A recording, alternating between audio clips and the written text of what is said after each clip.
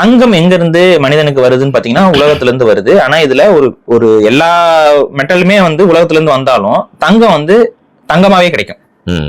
இப்ப இரும்பு வந்து இரும்பு தாதுவா கிடைக்கும்.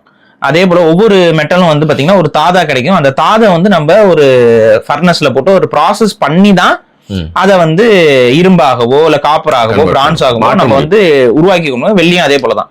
அப்ப அந்த ஒரு எந்த விதமான ப்ராசஸும் இல்லாம டைரக்டாவே கோல்டு அப்படியே கிடைக்கும். அது அப்படியே உருக்குனீங்கன்னா அது அப்படியே கோல்டா மாறும். அது அப்படியே நீங்க பயன்படுத்தலாம். ஸோ ஒரு டைரக்டாகவே கிடைக்கக்கூடிய ஒரு மெட்டல் அப்படிங்கிறது தான் தங்கம்.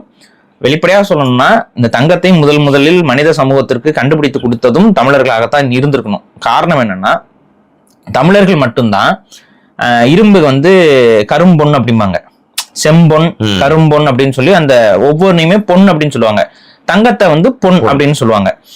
அப்ப பொண்ணுங்கிற அந்த ஒரு தான் முதல்ல கிடைச்சிருக்கணும். அதனாலதான் அதுக்கு ஒத்த அந்த மெட்டலுக்கு எல்லாத்துக்குமே பொன் பொன் பொன் அப்படிங்கிற அந்த வார்த்தை வந்து தமிழ் சமூகம் வந்து பயன்படுத்துது. இன்னொன்னு என்னன்னா, நம்ம தான் மெட்டலர்ஜில ரொம்ப ஒரு பழங்காலத்துல இருந்தே மெட்டலர்ஜில ரொம்ப ஸ்ட்ராங்கான ஒரு சமூகமா இருக்கும். அப்ப அந்த அடிப்படையில பார்க்கும்பொழுது மெட்டலர்ஜில தங்கம் தான் ஃபர்ஸ்ட் முதல்ல மனிதர்கள் கண்டுபிடித்தது தங்கம் தான்.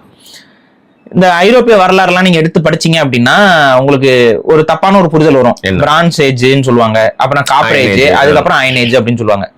அப்ப இந்த பிரான்ஸ் காப்பர் அதுக்கப்புறம் தாங்க இரும்பு அப்படிங்கிற அந்த முறை வந்து ஐரோப்பாவை சார்ந்த நாகரிகத்திற்கு மட்டும்தான் பொருந்தும். அது உலக நாகரிகத்துக்கு பொருந்தாது.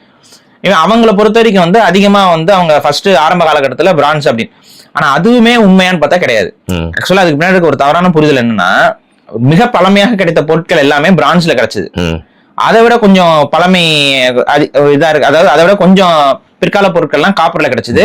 ரொம்ப பிற்கால பொருட்கள் தான் இரும்புல கிடைச்சது ஐரோப்பால இந்த அகழ்வாய்வு எல்லாம் பண்ணும்போது. அப்ப இவங்க என்ன நினைச்சுக்கிட்டாங்கன்னா, அதே வழியில வந்து பிரான்ஸ்லாம் அது ரொம்ப காலத்துக்கு முன்னாடி அவங்க பயன்படுத்தினாங்க, அப்புறம் காப்பர் அதுக்கப்புறம் தான் இரும்பு அப்படின்னு அவங்க ஒரு புரிதலுக்கு வந்துட்டாங்க.